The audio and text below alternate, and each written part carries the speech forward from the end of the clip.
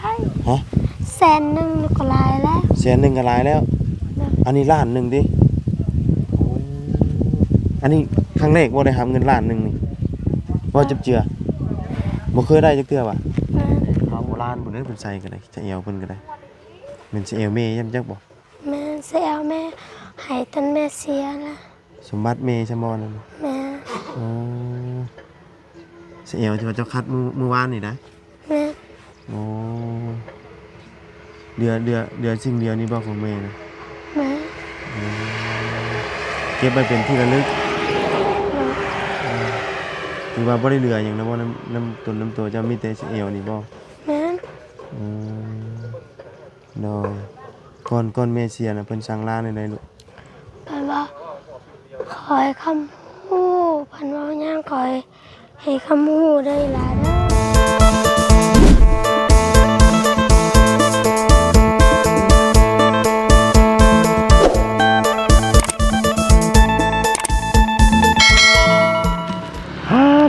ฮ้อนอบอ้าวเนาะมื้อนี้พี่น้องเอ้ยแดดจ้ำเมื่อวานนี่ก็แดดอยู่พี่น้องเอ้ยเนาะเป็นจังไดเนาะทางเฮือนซานน้องไสกำลังเก็บโต๊ะเก็บตังเนาะผู้ทางบ่าวประธานป้องบ่าวไล่เพิ่นเข้าไปอัปเดตอยู่พี่น้องเอ้ยเนาะเก็บโต๊ะเก็บตังเมียนจูดกี่กี่ตองนะพี่น้องเอ้ยเนาะเอาพี่น้องเอ้ยก่อนอื่นก็กราบสบายดีและสวัสดีให้พี่น้องกันเบิดสุขุสุคนพี่น้องเอ้ยเนาะเอาพบเจอกันมื้อนี้พี่น้องเอ้ยบ่าวบุญก็มีรางวัลมาให้ทั้งน้องไว้พี่น้องเอ้ยเนาะหลังจากที่ขึ้นเฮือนขึ้นศาลแล้วพี่น้องเอ้ยเนาะพอดีมีทั้งเอื้อยกับอ้ายเพิ่นเนาะฝากเงินมา1 ล้านเนาะให้กับน้องไว้เดี๋ยวสิมาเซอร์ไพรส์เพิ่นพี่น้องเอ้ยเนาะใส่กล่องไว้เนาะก็เป็นทั้งไอโป้แล้วก็เอื้อยมอมเนาะอยู่ทั้งอเมริกาเนาะเอาพี่น้องเอ้ยทางบ่เสียงเมื่อเลยพี่น้องเอ้ยสบายดีเด้อเนาะเป็นจังไดฮะเอาขึ้นมากันยับมาฮ้อนบ่ยับมาอีกฮ้อนพี่ฮ้อนบ่ฮ้อนแฮงบ่เหลื่อมตาพี่น้องเอ้ยเนาะอาบน้ำบ่นี่น่ะ อาบมาแล้วเด้ อาบมาเลย เด้อ ใส่ลุงไม่ใช่จะลุง ลุงนอน ฮะ ลุงนอน บ่เราเศร้าหรือบ่เราเศร้านะอันเป็นไข่นะ ยัง อ๋อเรานอนอยู่เพื่อนเพิ่นบ่ บ่บ่กัน อยู่เพื่อนนี่บ่ เด้ อ อยู่ ตารางนี่บ่ เด้อ อ๋อเดี๋ยวเป็นได้ไดเมื่อยบ่ฮะ บ่เมื่อยแล้ว บ่เมื่อยละเก็บโต๊ะเก็บตังค์ที่เศร้าคุณบ่นี่น่ะคือหากันเก็บนี่บ่ เก็บตาไว้ตรงมือบ่แม่นมือ ไหน เมื่อวานนี่ เก็บแต่เมื่อวานนี้ เด้อ อ๋อแล้วโต๊ะตังค์นี่เพิ่นสิมาเอาเองบ่นี่ มาเอาเองมา ก็ว่าเพิ่นมาส่งเนาะ บ่ได้อยู่ช่วงวันที่ก็ไปเมืองไทยเนาะ เพิ่นมาเอาเองเนาะอันนี้มีแต่เก็บแล้วก็เติมลงเนาะ ดอกทีมงานมันหลายอยู่ โดยเพิ่นมาเก็บเองติพวกเต้นพวกหยังเพิ่นก็เอาลงเองเนาะฮ้อนเนาะได้อาบน้ำแล้วติ อาบแล้ว คืออะไรแค่ย่อยพุ่นเนาะหากอาบมาเมื่อกี้ หากอาบมากี่นี่เนาะเป็นจังไดนอนคืนนี่หลังจากขึ้นเฮือนใหม่ ตกเตียงได้มื้อนี้ ตกเตียงหวายนี่คือได้ตกเตียง เด้อน อนนำกันกับไซบ่ เด้อ เตียงน้อยบัดนี้ ถอย มันเลยตกอ๋อเพิ่นนอน2 คนเนาะว่า 3 3 คนปุ๊โอ้มันก็บ่แล้วมันบ่จังตกเตียงแล้วเนาะบ่เขาปูอยู่พื้นแดปูอยู่ทางแด เสียหน่อยดิ นอนมีคนนึงนอนอยู่ลุ่มเฮานอนอยู่เทิงเฮาใส่นอนอยู่เทิง นอนอยู่เทิงน่ะ2 โดย นอนอยู่พุ่นน่ะผู้หนึง เฮาก็ให้มันนอนอยู่พุ่นแล้วมันก็นอนอยู่ไกลพุ่นเราก็ตกแล้วก็นอนนี่เลย จะตกเตียงนอนเคลื่อนขึ้นเลขตกเตียงพี่น้องเนาะมันเสื้อน้อยๆเนาะมันเป็นเสื้อ สำหรับนอนผู้เดียวเนาะนอน2 คนมันตีขี้น้ำตกเนาะ เพราะว่ามันเชื่อมันน้อยๆเพราะว่าสำหรับนอนผู้เดียวเนี่ยพี่น้องเนาะเอานอนคืนคืนเทือนใหม่พี่น้องเนาะกับพอดีตกเตียงเนาะ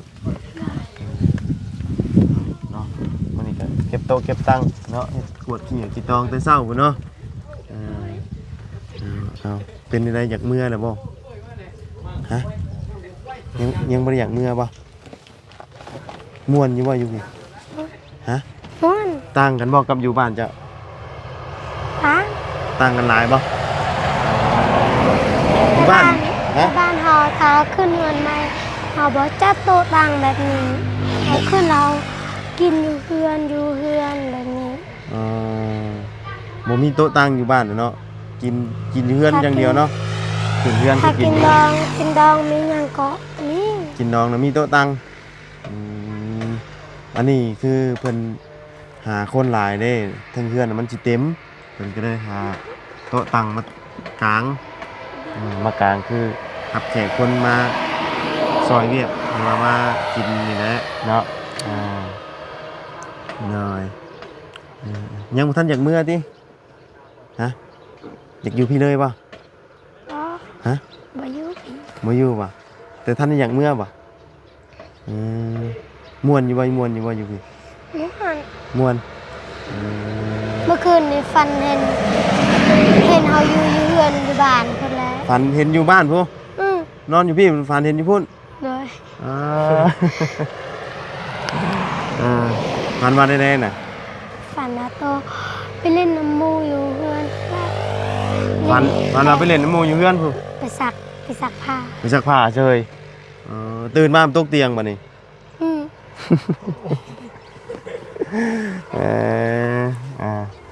ฝันพี่น้องเนาะ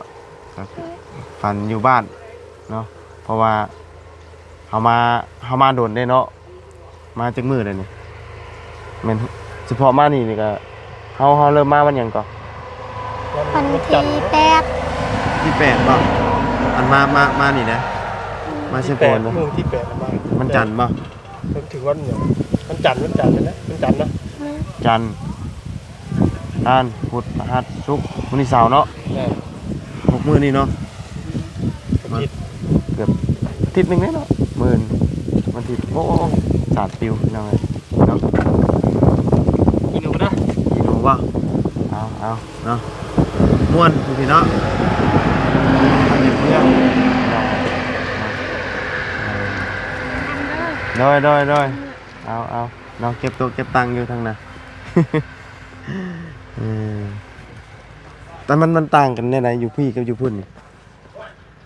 สถานที่อยู่นี่ พี่ผู้ก็บ่ค่อยมี ผู้กับบ่มีบ่นี่น่ะ มีแต่มักมึง มีแต่ซ้ำนี่ อืม อันนี้หน่อยบ่นี่น่ะ น้อย อยู่ บ้านยายได้เห็นผู้มองทางนี้ก็เห็นผู้เฮ็ดแบบนี้ก็เห็นผู้หมดเลย แนมไปจังไดเห็นแต่ผู้ เฮ้ย อันนี้ยังใครแน่บ่ ค่ะ เอ อยาก จ้ะ สิมีน้ำท่วมเลย ฮะ อยากสิมีน้ำท่วมเลย อยู่นี่มีน้ำท่วมบ่ บ่แล้ว อยู่พุ่นมีบ่ บ่มีเอาอยู่ผู้ได้ อยู่ผู้อยู่สูงเนาะ เด้อ อ๋อชูงกว่านี่บ่ผู้น่ะมีชูงกว่านี่อยู่บ่ สูงอ่ะ สูงกว่านี้อีก อือ ป้าตัวสูงกว่าภูเขานี่อีกเนาะธรรมดาเนี่ยถ้าว่าสูงกว่านี้นะอยู่พี่นี่มันสบายชวนเลยที่ว่าทางอีหละได้มาอยู่ระหว่าง6 มื้อนี่ฮะคืออันแตกต่างมองไหนที่ว่ากับอยู่บ้านนี่นะมองความสบายนี่นะสะดวกเหมาะสบายตรงใด เอาไปกัน ความสะดวกสบายเอาก็คือเนาะถนนหนทางก็ใกล้เนาะแล้วก็ คือถนนทางมันเป็นทางปูยางเฮาบ่แม่นทางปูยางทางเฮามีฝุ่นถ้ารถไปแล้วมันตึกเฮาแล้วเฮาบ่เห็นเลย อ๋อผมเห็นเลยเจ้าเนาะ แต่ไปซักเครื่องยามใดมายามใดล่ะเบิ บิ่งเครื่องมันเปื่อยเมื่อยเนาะ โดย เมื่อยไปซักเลยนะ อ่า มีฝุ่นลาย ไปสักไก่พ่อม ไก่ โดยเอาเนาะน้องเลยกะต่างกันหลายกับทางอยู่บ้านเนาะเนี่ยหลังจากแล้วกินเพื่อนกินชาแล้วแต่เดี๋ยวจังไดทางลุงสิพาเมื่อบ่เดี๋ยวสิพาเฮ็ดเวียกต่อบ้านนี้ บอกแล้วเขาว่ามันเตือนตัวก็สิมือมันเตือนก็บ่มือบ างเทื่อก็บ่ได้เมื่อเนาะทางเบิ่งเนาะ เลย เอายังทันหู้พี่น้องเลยเนาะว่าจังไดเอาพี่น้องเลยวันนี้ก็นี่แหละคือว่าบุญได้นำเสนอเนาะมี ยังนะ สามซาว มีกาแฟ กาแฟเคยกินบ่ฮะ ใช่ กาแฟสามซาว มี เนาะ 3 ซาวเหมือนกัน กินอะไรก็ปีกกระเป๋าเป็นสาวไว้เนาะเอาคือเห็นร้องห้องเพลงกระมุอยู่มื้อนี้ฮะ อ๋อ ให้ลองให้บ่าวพังแหน่นี่บ่ได้พังแหน่นี่มื้อนั้นในห้องบ่ได้ห้องมื้อนี้ลองดูห้องดูเป็นจังเนาะบ่ายคือความหมายว่าอยากฟังเพลงภาษากะมุนะมันเป็นได้ได อย่าฮู้แท้ อยากฮู้แท้เอาเพลงหยังก็ได้ที่ว่าเจ้าห้องได้นะ กำระรักกับบ้านคน เอาเพลงหยังก็ได้ กำระบ้านคน โดยเอาห้องรถสิฟังนี่นะ 1 2 ตาม หากำระบ้านคนและสุขสนเรือเยือมรถน้ำเปื้อเสื่อมเรือเยือมตันละตันเองมาแนดก็น้องง่วงมาลวงก็น้องอาดางแล้วก็เดินอาดางสั่นทางยิ้มมือยิ้มมองโรยระวางแต่งอันใต้กี่รักเยอะมากปีตายกี่ก็พอเคยหลอกลวงยามจัดละใจย่อจัดงอกำระไปเบือนเป็นห่วงสุดบอกยืมมือยามมือเอ้ยอากำระบาดแล้ว ม่วนม่วนเนาะเพิ่นแปลความหมายว่าได้นี่แปลได้บ่ ไม่ได้ เป็นภาษาลาวเฮานี่เป็น สาวพันเบานะอากำระบาดก่อนเนี่ยเป็นว่ามีเมีย2 คน อ๋ออันนี้เป็นเพลงมีเมีย2 คนบ่ โดย อ๋ออันนี้จะเป็นเนื้อหาของเพลง เป็นเนื้อหาของเพลงเนาะ บ่ได้เกี่ยวกันเลย โดย เนื้อหาของเพลง เดี๋ยวสิลองอันน่ะเปิดอยู่ แต่ความมักทำนองเนาะ ทำนองเพิ่นม่วนนะ แม่น เนาะเดี๋ยวสิเปิดฟังใน YouTube เบิ่งก่อนพี่น้องเอ้ยเนาะฟังเสียงมันแบบว่าลิ้นเล่นลิ้นหลายเนาะ แม่น เวลาห้องบ่เล่นลิ้นบ่ลิ้นเขาพันกันบ่ แม่นแต่ทำนองมันม่วนนะพี่น้องเว้ย เพราะว่า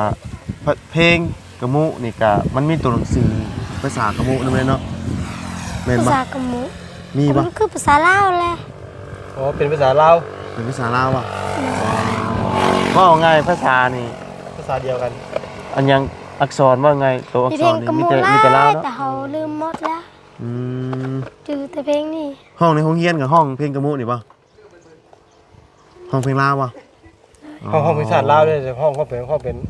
ภาษาเพลงชาติลาวได้หรอ เป็น ห้องเพลงเผาป่ะ ก็เพลงสัตว์ลาว ภาษาลาวเนาะน้อยเอาเนาะกะม่วนพี่น้องกันเนาะบ่ได้เคยฟังจักเทื่อเลยเดี๋ยวสิลองเสิร์ชเข้าใน YouTube ก่อนเนาะลองฟังมันก่อน แต่ตัวก็เพลงเม็ดกะมุแบบนี้ว่าแต่ภาษากะมุแบบนี้มันก็ได้ หน่อย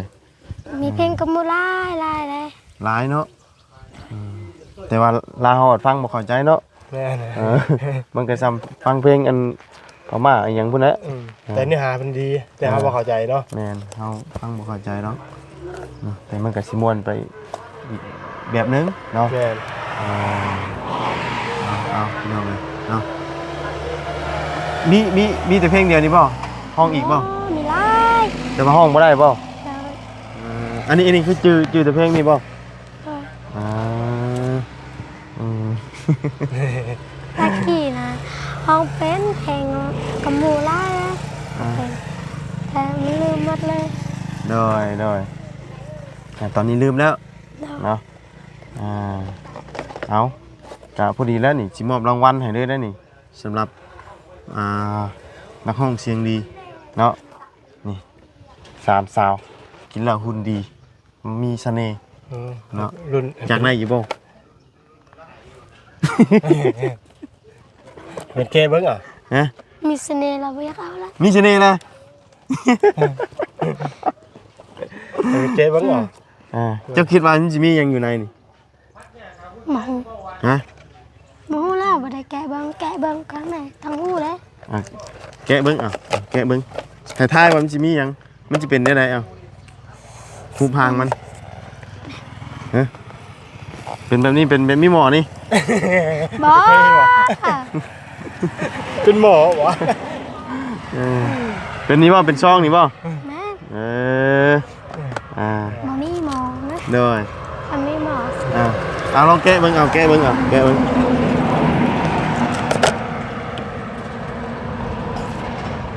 ให้เบิ่งดู เงินบ่มีแล้วนั่น เอ้า ที่ตู้ใส่แล้ว ฮะจะมีเงินน่ะว้าวกล่องนี้3 สาวยังคือมีเงินอีกพี่น้องเลยเนาะนับรู้เท่าไหร่น่ะ นับเป็นภาษากะมูนะ ลองเป็นภาษากะมุ บ่เป็น ฮะ บ่เป็น ถ้าเป็นภาษากะมูนะ เอา1 2 3 โม สิเด้ ยฟานเซพูดซ้ำนี่แหละ ฮะ พูดไปซ้ำนี่แหละ ภาษากะมุอันไหนโมย บ้าน บาท เป๊ะ เบ็ด เปละ เปร ปูน บลู ปูน บลูนต่ออีกได้แต่หาบ่ยังไง โมย บลูน โมยบ้าน โมย เปะปูน โมยบายเปรบลูนแม่นบ่ สีคือ ฮะ สี นำรู้เท่าไหร่เท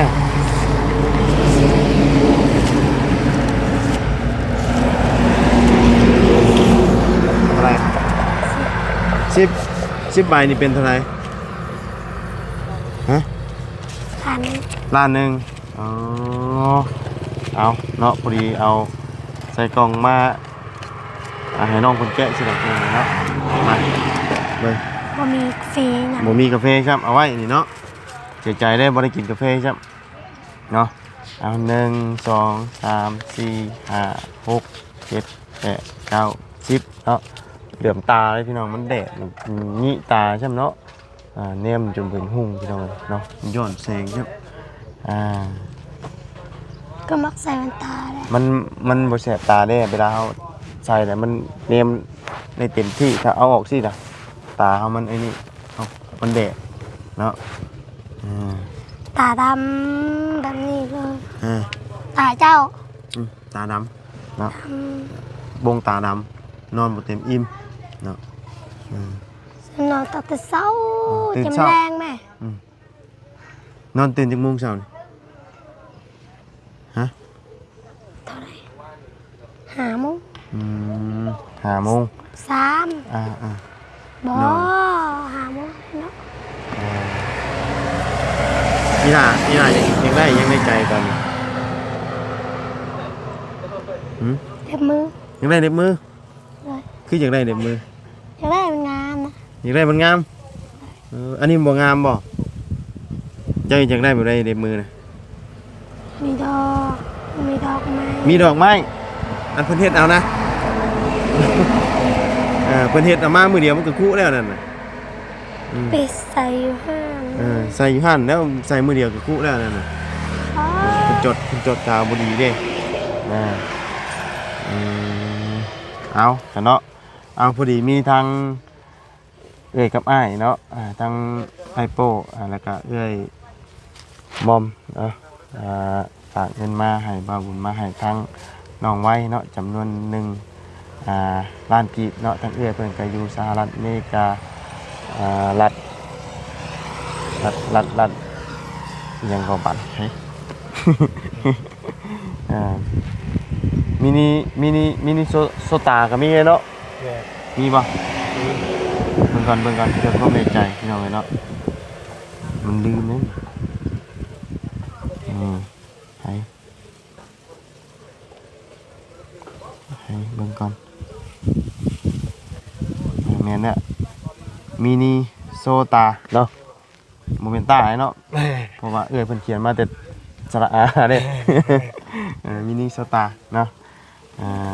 ก็สำหรับทั้งน้องไว้ก็ให้เอิ้นพ่อกับแม่เนาะเพราะว่าลูกของเพิ่นเป็นไงน้องไว้นี่นะมีลูกสาว3 สาวเพิ่นเป็นนี่ก็เป็นคนเซโปนเนาะเลยฝากจำนวนนี้มาให้กับน้องไว้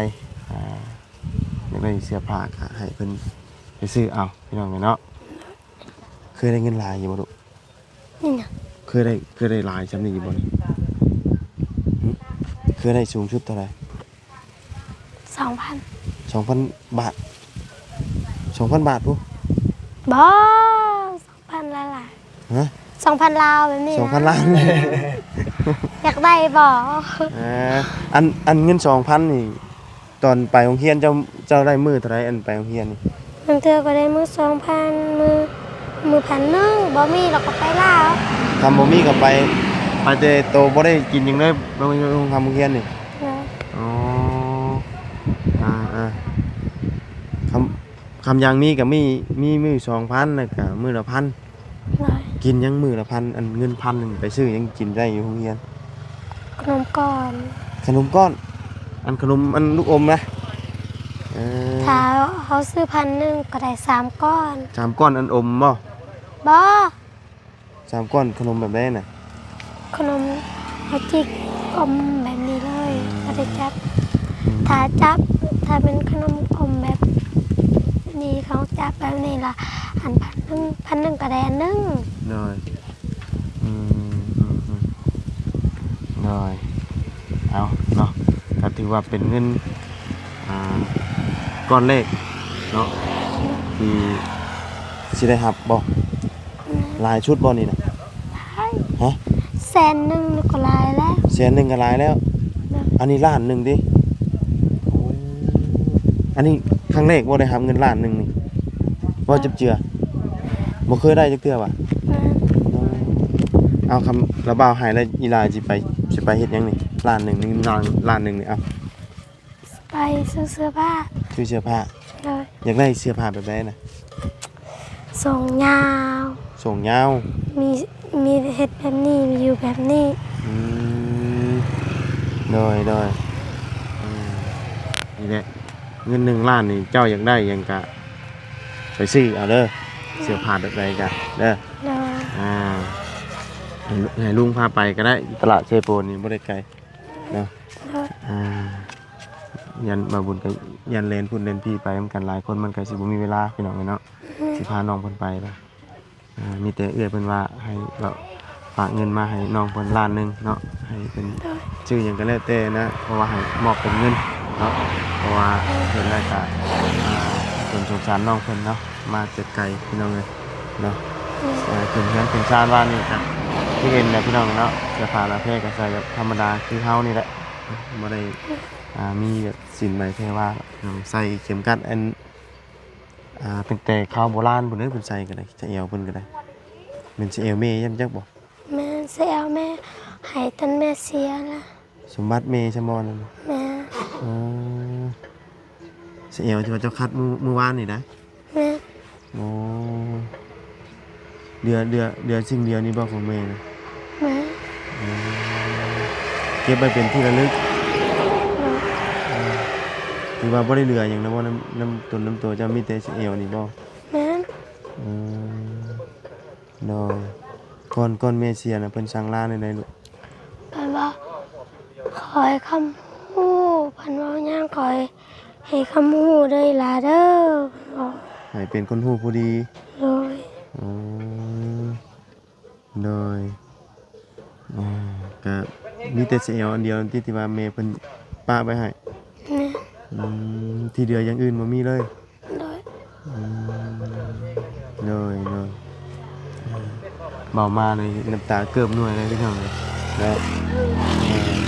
คิดฮอดแม่บ่ฮะ ย่านสิมาเอาแล้ว ฮะ สิเป็นไข่อีกละ ยันเพิ่นมาเอาโอ้ ถ้าแม่นเอาว่าตัวกินว่าเป็นดีแล้วเพิ่นก็มาเอาแล้วตัวก็เป็นไข่ป่วยคือไปไปบอกว่าคิดฮอดเดี๋ยวนี้เพิ่นสิมาเอาแล้วเพิ่น ความหมายคำว่ากินฮอดน่ะเพิ่นสิมาเอาแล้วเพิ่นเฮ็ดให้เป็นไข้ป่วย เจ็บนักเป็น เจ็บหนักครับเลยก็เลยว่าบ่คิดฮอดเนาะเลยเพราะว่าเพิ่นเป็นไข้นะพี่น้องเนาะผมจนล้นเนาะแต่ว่าตอนนี้เศร้าล้นเลยเนาะ ได้ เอาเนาะเข็มกัดอันเดียวเนาะก็เป็นของเมย์มอบให้เนาะหรือว่าให้เก็บไว้ก่อนจากโลกนี้ไปเนาะเอาเสียมุกเสียใจนำเนาะรถระบาวกับกำผ้ากันกำผ้าพ่อกำผ้าเมย์พ่อก็จากไปก็สงกรานต์นี่ก็2 ปีแล้วเมย์นี่ก็น่าจะ13หรือว่า14นี่แหละเบิ่งต้องไล่เบิ่งก่อนเพิ่นจากไปปี2011เนาะปี2011เดือนเมษาวันที่17เนาะปี2011เดือนเมษาวันที่17พอนี่วันที่5เนาะพอเดือนเดียวกันเพราะเนาะเอาซะมีแต่บ่าวสิมอบเงินนี้ให้เด้อ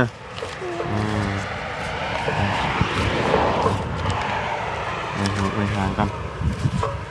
นะ